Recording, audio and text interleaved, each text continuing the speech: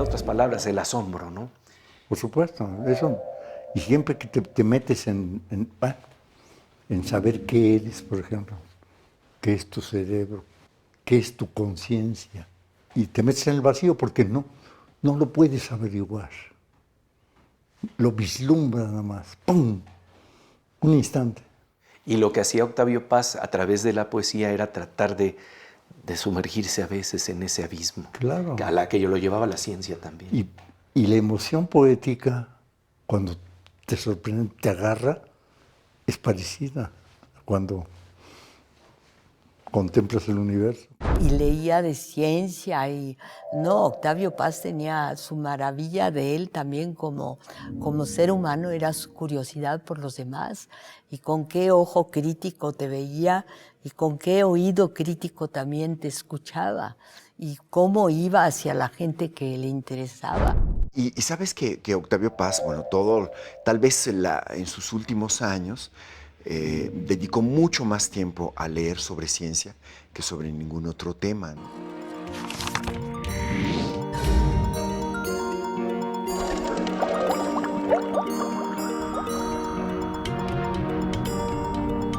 Bienvenidos a este programa especial de La Oveja Eléctrica sobre Octavio Paz, titulado Ciencia y Poesía, un colisionador de imaginación y pensamiento. El efecto de este encuentro es el rompimiento de los límites de la percepción. ¿Qué tal, Pepe? ¿Qué tal, Silvina? Así es, en el centenario de su nacimiento recordamos la curiosidad y capacidad de asombro de Octavio Paz. Pepe conversa con Elena Poniatowska, con Teodoro González de León y con Alberto Ruiz Sánchez sobre la vocación experimental de Paz en la poesía y su interés por la ciencia y la búsqueda del conocimiento.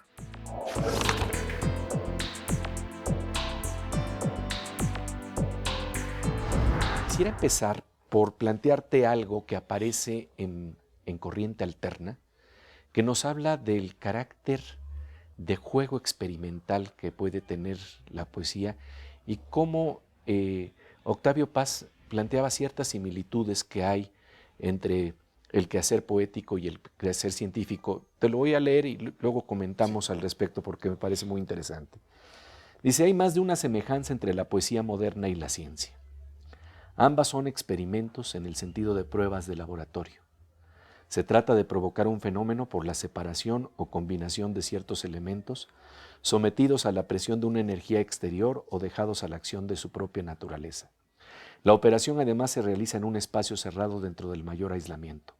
El poeta procede con las palabras, como el hombre de ciencia con las células, los átomos y otras partículas materiales. Las arranca de su medio natural, el lenguaje diario, las aísla en una suerte de cámara de vacío, las reúne o separa y, en fin, observa y aprovecha las propiedades del lenguaje como el investigador las de la materia. Bueno, cuando leo esto, creo que si utilizáramos una metáfora contemporánea, estaríamos hablando de un colisionador de pensamientos, un colisionador de palabras, que es lo que realmente hacía Octavio Paz. Hablemos de esta vocación experimental. Sí, sabes que uno de los métodos justamente de exploración y de ensayo de Octavio era encontrar similitudes y después diferencias. Y en la suma de las similitudes y de las diferencias surge para él el pensamiento realmente distinto y crítico, y surge también la poesía, que es la paradoja, ¿no? Entre las similitudes y las diferencias surge la paradoja. Y es muy importante que Octavio explora como nadie sus instrumentos de conocimiento y de creación. Él transforma la mirada en una visión. Y él dice, desde el libro de Marcel Duchamp, que para transformar la mirada en visión se necesita conocer los hechos, tomar distancia y construir una geometría que nos dé una perspectiva en el doble sentido del término, en el sentido de plantearnos desde otro lugar y en el sentido de tener una opinión. Y eso es un método científico. El interés de Octavio Paz por la ciencia fue recogido por Elena Poniatowska en una entrevista en la que el poeta recuerda al matemático Alberto Barajas. Dice Octavio Paz, lo traté y lo admiré mucho. Era un hombre tímido, muy buen tipo. Quizás debí ser científico. La ciencia me apasiona. Por ejemplo, te encuentras con Octavio Paz y sabes ver el interés que tiene en la ciencia Octavio Paz. Por ejemplo, en Las palabras del árbol, las páginas finales de ese libro tuyo dan un recuento maravilloso del interés de Paz por la ciencia. Ay, claro, le interesó y además se escribía con científicos y se escribía no, yo creo que ahí fue un hombre muy completo en ese sentido. Fascinante, ¿no? Me acuerdo que en alguna ocasión en una conferencia él dijo esto que me pareció maravilloso. Dijo, la gran revolución en la ciencia vendrá cuando además de tener variables como E igual a energía, M igual a masa, tengamos también variables como R igual a ritmo, I igual a intensidad. Ay, qué bonito.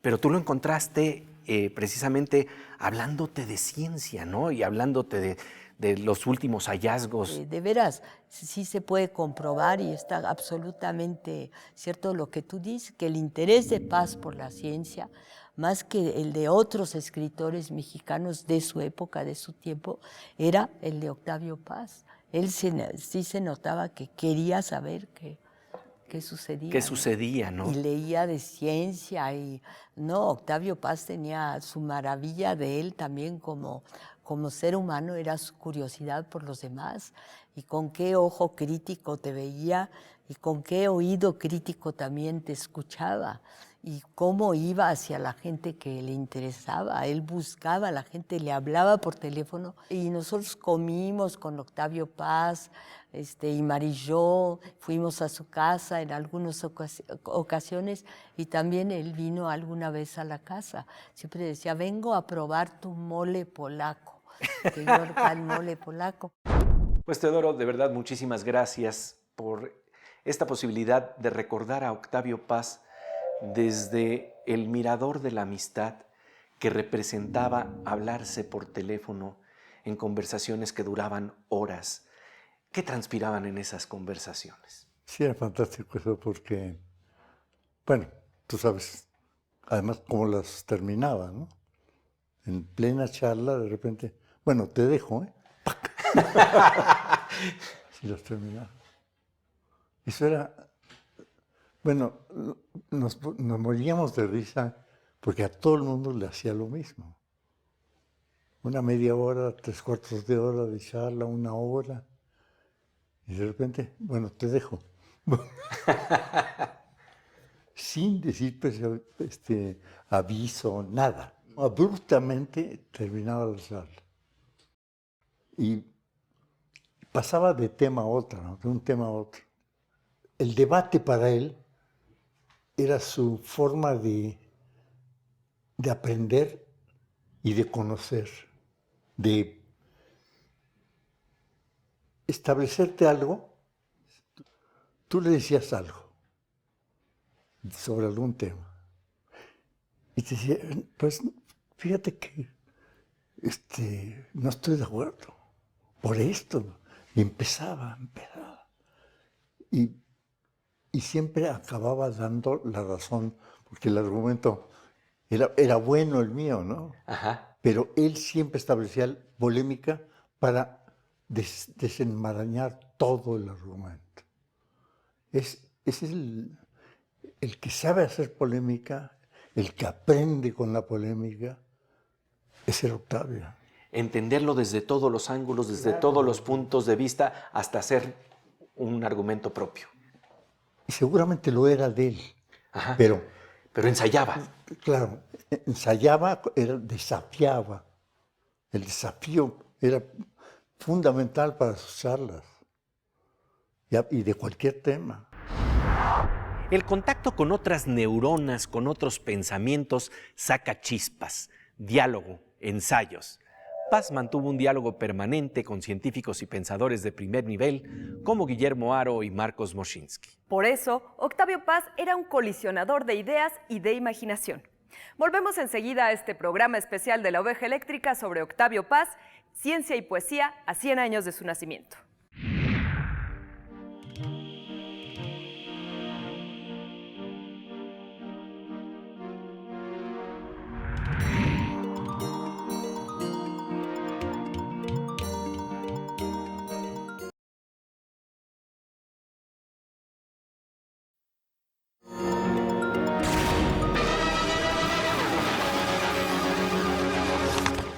Estamos de regreso en La Oveja Eléctrica con un programa especial sobre Octavio Paz a 100 años de su nacimiento, en donde exploramos su interés sobre la selva neuronal del cerebro y la percepción del instante. Ese interés pasaba por la observación del universo que nos da la ciencia moderna y por la investigación del lenguaje del observador que abre la poesía.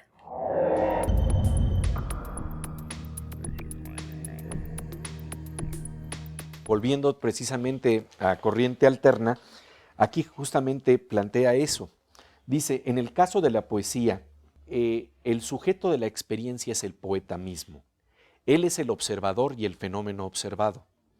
Su cuerpo y su psique y su ser entero son el campo en donde se operan toda suerte de transformaciones.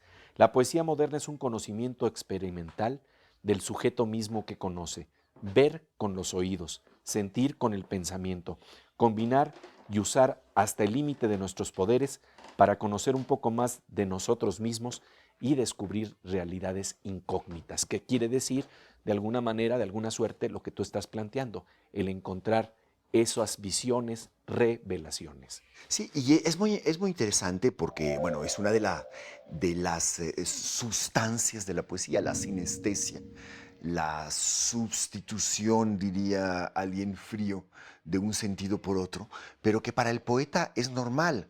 O sea, tú no le tienes que decir a un poeta que con las manos estás mirando, ¿no? Sor Juana ya habla, ¿no? De escuchar con los ojos y de mirar con los oídos, ¿no?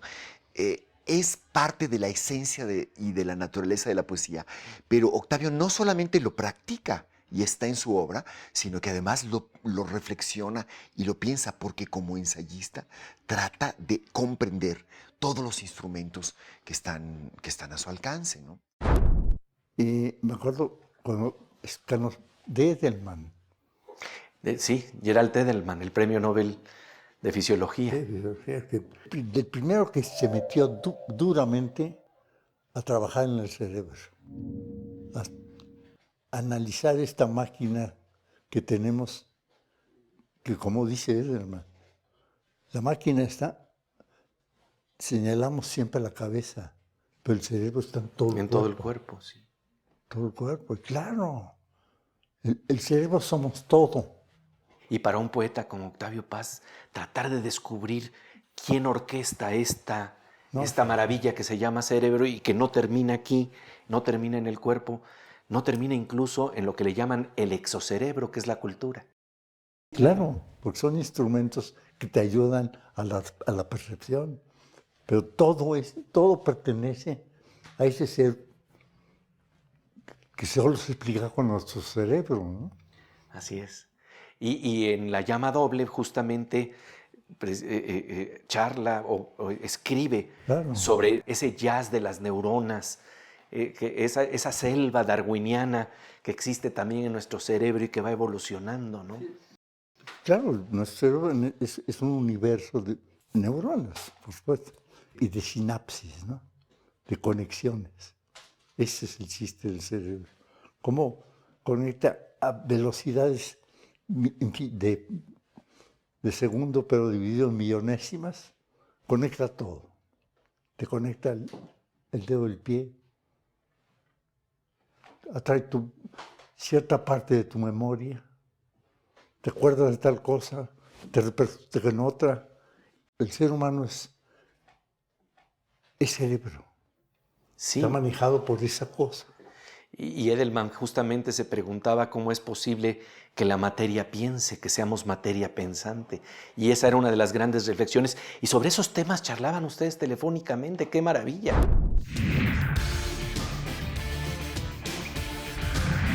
I did mention in my lecture how privileged I felt to be communicated with Octavio Paz. Oh, yes.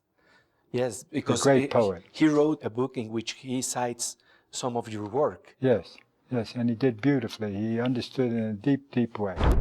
Octavio Paz, bueno, tal vez en sus últimos años, dedicó mucho más tiempo a leer sobre ciencia que sobre ningún otro tema, ¿no? Le interesaba muchísimo la neurología, todo el tiempo hablábamos sobre eso.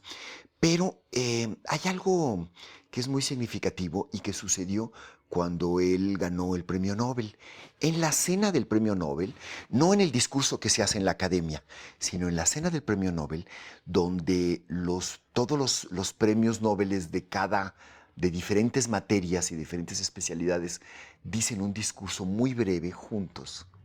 Es la única vez en la que están juntos. En la cena, el premio Nobel de Física que fue contemporáneo de Octavio, fue el hombre que descubrió los quarks, Sí. que es la primera partícula que ya no se pesa ni se mide, sino que es parte de una ciencia deductiva que está relacionado con la física cuántica, en la que lo posible es materia de estudio tanto como lo tangible.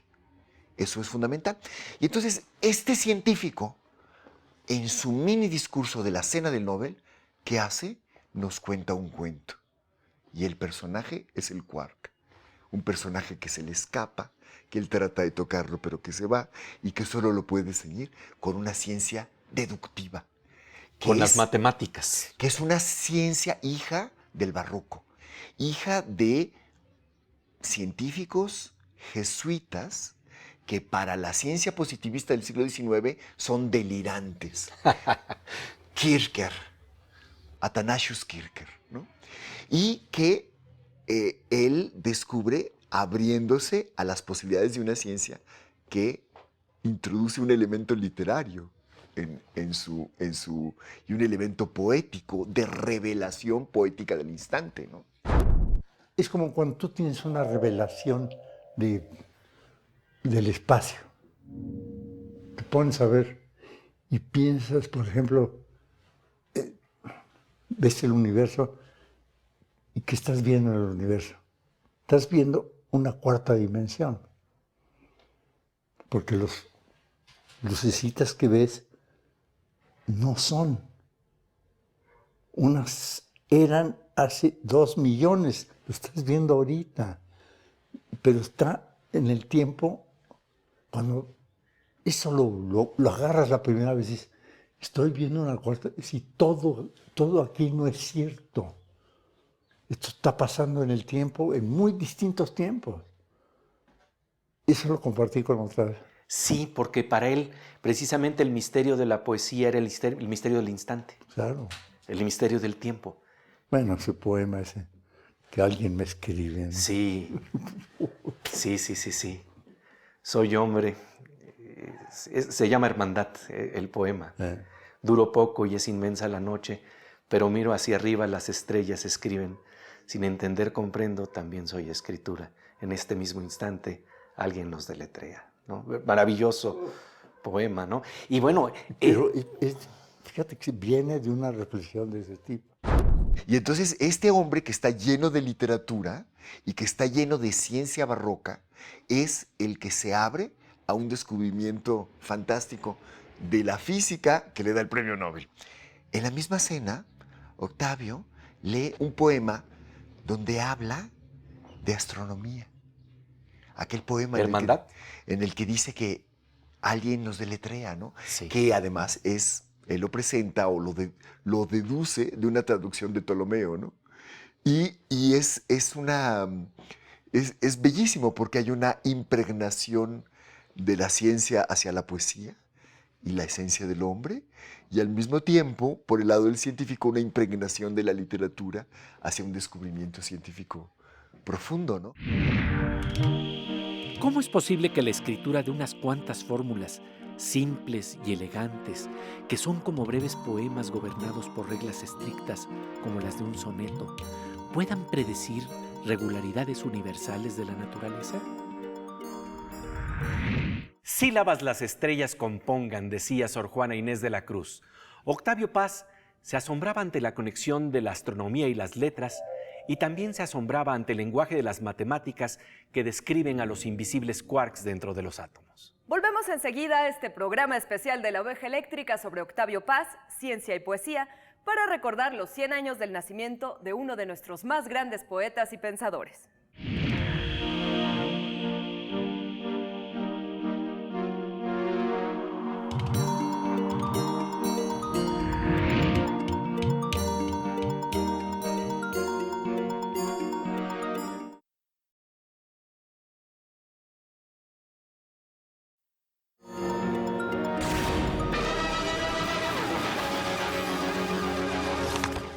Estamos de regreso en La Oveja Eléctrica en este programa especial dedicado a Octavio Paz, un colisionador de ideas, de belleza, de conocimiento. Teodoro González de León y Alberto Ruiz Sánchez conversan con Pepe Gordon sobre la mirada de Octavio Paz y las repercusiones de su pensamiento y curiosidad marcados por la ciencia y la poesía.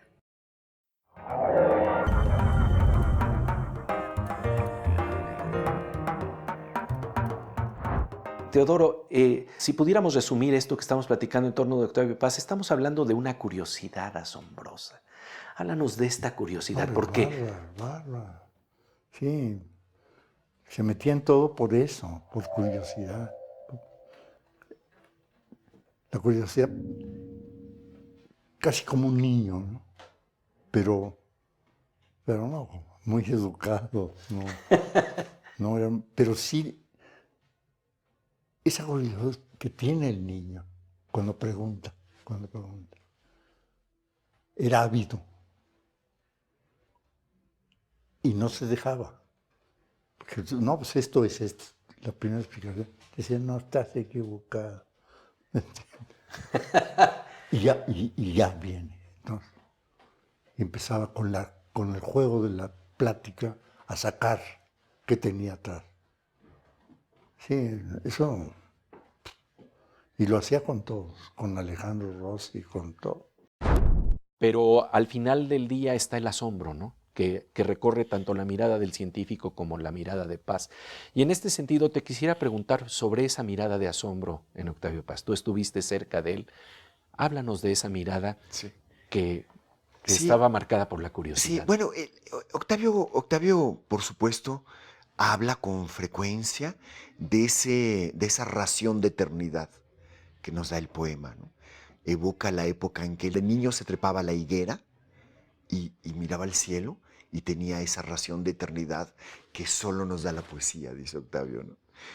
Y para él la persecución del instante, la persecución de la epifanía, que es esa revelación poética en la que lo común permite que entre el instante excepcional, es fundamental, ¿no? Tú estás acostumbrado a ver los espacios y la interrelación y el juego que tienen unas figuras contra otras, cómo se conectan en tiempos y espacios. ¿Para ti qué representa esa figura que se llama Octavio Paz? Bueno, para mí nunca volveré a tener esos intercambios. Nadie los ha suplido. Todavía pienso en él. Muchas veces al día. ¿Qué representaba para ti encontrar su mirada? Porque a veces uno atisba en una mirada un mundo. Tú eres poeta, desde el punto de vista de la novela también puedes imaginar lo que está en el mundo del otro. Yo te quisiera preguntar sobre eso que imaginabas, sentías, intuías y vislumbrabas al encontrarte con el otro desde tu mirada de artista. Sí, con pocas personas, me ha pasado con 2 o 3 personas en la vida, tú sientes que estás realmente frente a alguien cuya velocidad y profundidad de pensamiento es fuera de lo común, ¿no? Y Octavio Paz era uno de ellos. Sentías que estabas frente a un genio, indudablemente, ¿no? Me pasó frente a Roland Barthes, me pasó frente a Michel Foucault y frente a Deleuze. Y es una sensación sobre todo, de una escucha, ¿sabes? No solamente lo que te comunican, que además como son gente que está dedicada a comunicar su pensamiento y su creación, eso está a la mano de muchas maneras, sino que su presencia se traducía en una enorme escucha, en una atenta escucha, en un darte cuenta de que tus palabras, cuando son escuchadas ahí, se alojan de otra manera en un mundo que para ti es completamente impredecible. Y eso es muy asombroso, ¿no? O sea, cuando dialogaban contigo, te diste cuenta que lo que dijiste va a otro lugar, ¿no? Para mí, esa es una de las definiciones del genio, ¿no? Ya hemos visto lo importante que es el ojo, pero ahora hablemos del ojo de Octavio Paz. Y te lo digo porque estoy seguro que recuerdas el brillo en la mirada, ¿no? Ah, no, claro. Y la mirada que siempre te veía. Si no, no era una mirada esquiva que pasa y te escanea rápido, ¿no? No, paja. Sí. Fija, violenta a veces. La mirada de la interlocución Ajá. y del diálogo. Cuando hablamos de que el observador afecta al observado, ¿cómo afecta esa mirada de Octavio Paz en nuestra cultura mexicana, en nuestra forma de mirar el mundo, nuestra forma de mirar lo que nos rodea? Sí, pues mira, él trabajó sobre tantos temas y lo hizo de una manera tan extensa, sintiendo siempre además que le faltaba mucho por decir. Que, como tú bien lo dices, hay un Octavio Paz para cada uno, si cada uno tiene la disponibilidad para buscarlo y para que le llegue el adecuado, ¿no? Hay un instrumento de pensamiento de Octavio Paz para comprender la realidad de México hoy. Hay instrumentos que nos da Octavio Paz para comprender lo que es el arte contemporáneo hoy.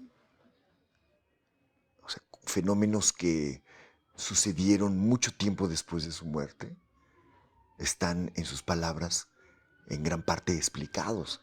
Eso es algo misterioso para algunos si no se piensa que eso se debe a que Octavio Paz pensó en el lenguaje como un material de conocimiento con una visión y una perspectiva. Y Octavio Paz nos da muchísimo en ese camino, ¿no? Octavio Paz es uno de los más valiosos aportes para comprender qué somos y hacia dónde vamos hoy, aquí. Para colisionar presencias, pensamientos, palabras que son flores, que son frutos, que son actos.